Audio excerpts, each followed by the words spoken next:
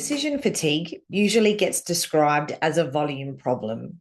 And by volume, I mean lots of decisions, too many inputs, and too many competing priorities. The leaders I work with aren't really struggling with how many decisions they have to make. But what wears them down is what's happening inside those decisions. When decisions start to feel heavy, most people try to simplify things. Better frameworks, clearer criteria, faster processes, and maybe even more structure. But the pattern becomes more logic, more move faster, decide faster.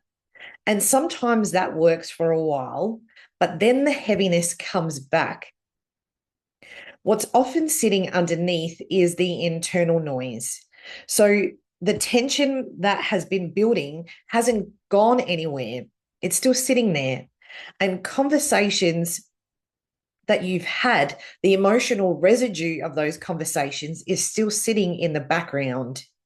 And that creates a pressure to get it right the next time. And then it creates the second guessing. And all of that comes into any decision that you make.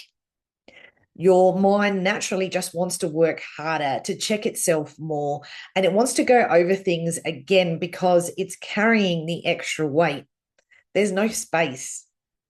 So decisions stop feeling straightforward, and that weight carries into the next one and the next one and the next one. And you see the impact in organizations straight away. You'll see it because decisions take longer and things get revisited unnecessarily, and people wait for reassurance, and initiative drops because no one feels settled about the direction, even when the direction itself is clear. And so that means everything slows down.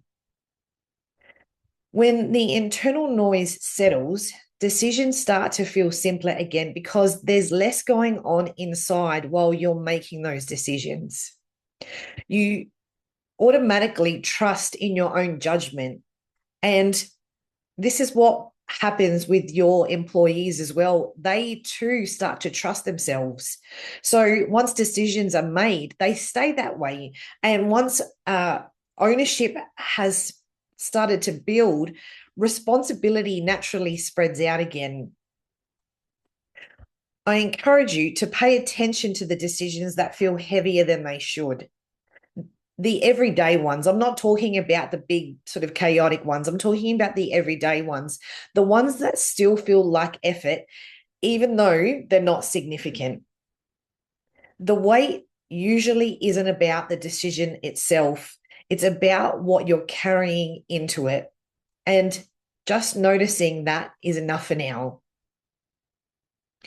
One final reminder that I really want to anchor in before this podcast ends is decision fatigue isn't solved by doing less. It shifts when things feel steadier internally. If this has changed how you're thinking about clarity and decision making, you'll find the next step in the links below.